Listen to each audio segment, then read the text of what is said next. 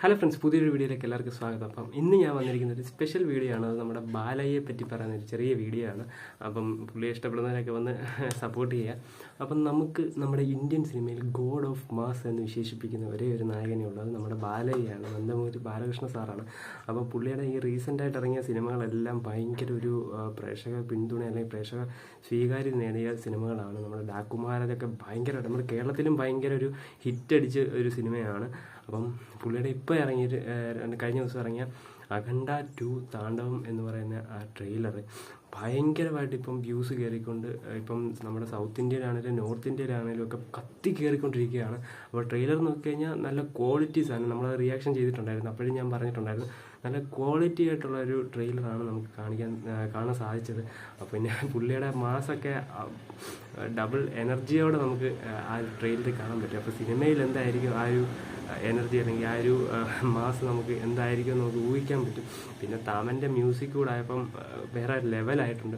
നമുക്കറിയാം തമൻ ബാലയ്യ കൂട്ടുകെട്ടിൽ ഇറങ്ങുന്ന സിനിമകൾ എല്ലാം കാണാൻ തന്നെ ഭയങ്കര ഇതാണ്. അതായത് തമൻ്റെ ആ BGMിലും പുള്ളിയുടെ ആ മാസ് കാണാനുള്ള ഭയങ്കര ഒരു സ്പെഷ്യൽ ഒരു ഫാൻ ബേസ് ഉള്ളൊരു രണ്ടുപേരാണ് ഒന്നിക്കുമ്പോൾ കോംബോയാണ്.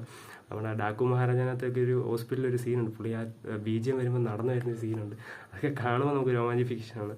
അപ്പം നമ്മൾ നോക്കിക്കഴിഞ്ഞാൽ പുള്ളിയെ പണ്ട് ഒത്തിരി പേര് ട്രോളുമായിരുന്നു. പുള്ളിയുടെ മാസ് കണ്ടിട്ട് ഒത്തിരി പേര് ട്രോൾ വീഡിയോസൊക്കെ ഇറങ്ങുമായിരുന്നു. എന്നാൽ ഇപ്പോൾ ആ ട്രോൾ ചെയ്യുന്നവരെല്ലാം പുള്ളിയുടെ വീഡിയോ പറഞ്ഞ് വ്യൂസ് അല്ലെങ്കിൽ പുള്ളിയുടെ ഇത് പറഞ്ഞിട്ട് കൈയടിക്കുന്ന ആൾക്കാരാണ് ഇപ്പോൾ ഉള്ളതെന്ന് നമുക്ക് പറയാം.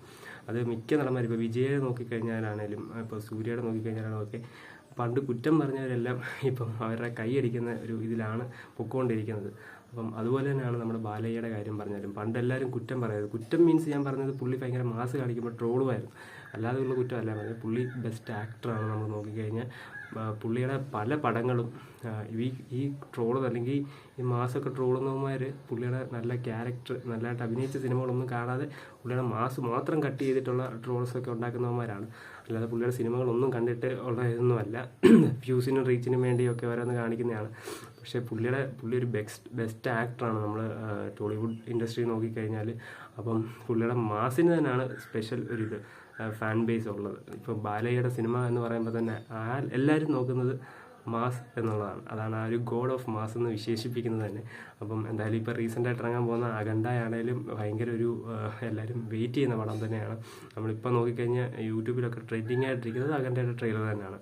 അപ്പം എന്തായാലും നമുക്ക് അഖണ്ഡ ഡിസംബറിൽ റിലീസ് ചെയ്യുകയാണ്. അപ്പം പടത്തിൻ്റെ എന്തായാലും അപ്ഡേറ്റ്സും കാര്യങ്ങളൊക്കെ ഉണ്ടെങ്കിൽ നമ്മൾ റിയാക്ഷൻ അല്ലെങ്കിൽ ചെയ്യുന്നതാണ്, അല്ലെങ്കിൽ പടത്തിൻ്റെ റിവ്യൂ ഒക്കെ നമ്മൾ ചെയ്യുന്നതാണ്. പക്ഷേ ഞങ്ങളുടെ വീഡിയോ ഒന്ന് സപ്പോർട്ട് ചെയ്യുക, ഞങ്ങളുടെ ചാനൽ സബ്സ്ക്രൈബ് ചെയ്യുക. അപ്പം എന്തായാലും ഗോഡ് ഓഫ് മാസ് നമ്മുടെ ഇന്ത്യൻ സിനിമയിൽ ഒരാളെ നമ്മുടെ ബാലയ്യ തന്നെയാണ്. അത് അന്നായാലും ഇന്നായാലും എന്നായാലും എന്തായാലും പുള്ളിയുടെ അടുത്ത പടങ്ങളും ഇനി നല്ല പടങ്ങളായിരിക്കട്ടെ, ഇനി ഇറങ്ങാതിരിക്കുന്ന സിനിമയും നല്ലതായിരിക്കട്ടെ. അപ്പം എന്തായാലും ഗോഡ് ഓഫ് മാസ് നമ്മുടെ ബാലയ്യ തന്നെ.